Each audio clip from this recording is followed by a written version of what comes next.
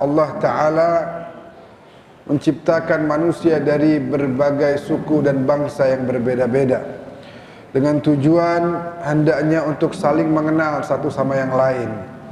Artinya untuk saling mengenal diperlukan pengetahuan, yang mana pengetahuan itu berarti bisa menjauhkan pertengkaran dari perbedaan yang ada antara umat manusia. Kita melihat bahwasanya dalam sebuah sejarah disebutkan ketika Nabi Daud dengan Nabi Sulaiman, seorang ayah dan anak, dua-duanya adalah nabi dan rasul. Dalam surat Al-Anbiya ayat 78 dijelaskan bahwa beliau berdua pernah berbeda pendapat. Ketika ada seorang penggembala domba yang mana dombanya masuk ke kebun tetangganya dan memakan serta merusak kebun tersebut, maka Nabi Daud mengatakan, wahai pemilik domba, engkau harus bertanggung jawab, engkau harus memberikan seluruh dombamu itu kepada pemilik kebun, karena ulahmu yang tidak bertanggung jawab dalam mengurus domba-dombamu. Kemudian Nabi Sulaiman mengatakan, yang harusnya dilakukan adalah pemilik domba itu menyerahkan dombanya sementara waktu kepada pemilik kebun, dan pemilik kebun diperbolehkan mengambil susunya, ya, mempergunakan kulitnya untuk dijadikan pakaian dan lain sebagainya, sampai pemilik domba bisa mengganti rugi atas kerugian yang dialami oleh pemilik kebun. Dua-duanya di sini berbeda pendapat, akan tetapi karena dasarnya adalah pengetahuan, maka keduanya dipuji oleh Allah Subhanahu wa taala, walaupun kemudian Allah memilih apa yang disampaikan oleh Nabi Sulaiman. Perbedaan itu satu hal yang lumrah, sudah menjadi sunnatullah. Kalau Allah mau, bisa saja Allah jadikan seluruh manusia ini sama, enggak berbeda-beda, tidak berbangsa-bangsa, tidak bersuku-suku, tidak berbeda agama, tidak berbeda ras, tidak berbeda budaya. Namun itulah yang telah menjadi kehendak dari Allah Subhanahu wa taala, dan bagaimana cara kita menyikapi perbedaan tersebut.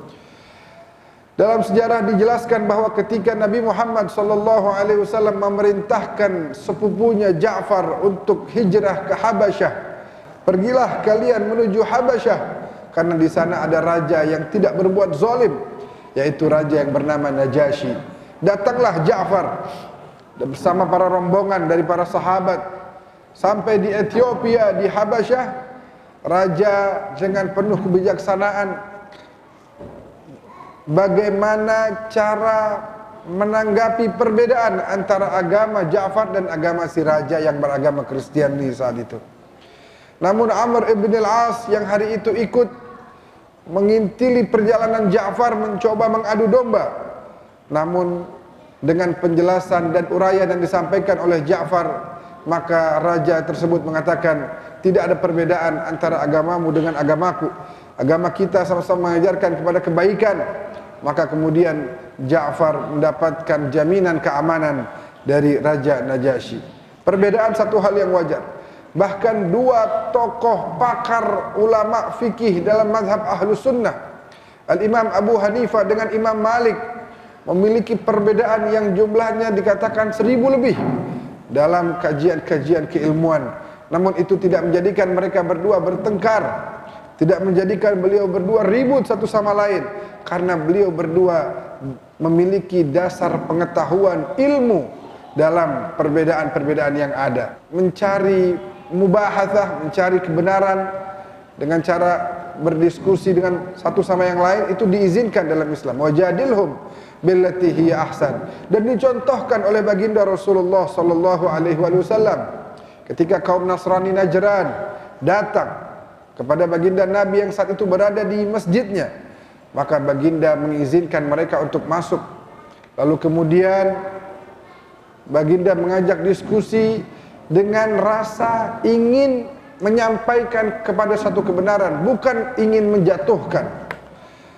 Dan terjadilah diskusi yang begitu hangat dan indah. Di akhir diskusi kemudian kaum Nasrani Najran meminta izin beribadah di masjidnya Nabi, dan Nabi izinkan. Kita juga mendengar kisah di mana Nabi sedang berkumpul dengan para sahabat. Lalu kemudian lewat jenazah di hadapan masjid baginda Nabi. Lalu Nabi berdiri keluar dari masjid dan berdiri seperti mengheningkan cipta. Kemudian ada seorang sahabat membisikkan, "Ya Rasulullah, jenazah ini jenazah Yahudi, bukan jenazah Muslim." Maka Nabi dengan begitu penuh rasa cinta dan kasih sayang mengatakan, "Bukankah dia saudaramu sesama manusia? Al-insan imma akhun laka fid din aw nadhirun laka fil khalq." Manusia, kalau memang dia bukan saudara seagamamu, dia adalah saudaramu sesama manusia yang juga memiliki hak atas dirimu. Kita sikapi perbedaan ini dengan pengetahuan yang matang. Karena perbedaan ketika didasari dengan pengetahuan, maka hasilnya adalah cinta dan kasih sayang. Tapi kalau perbedaan dasarnya adalah kebodohan, dasarnya adalah fanatisme, yang ada adalah keributan satu sama yang lain, maka dari itu sama-sama kita mempelajari tujuan demi tujuan dari disyariatkannya bulan puasa di syahr Ramadan ini, agar kemudian kita bisa menggapai hasil dari ibadah yang kita lakukan di bulan yang suci ini.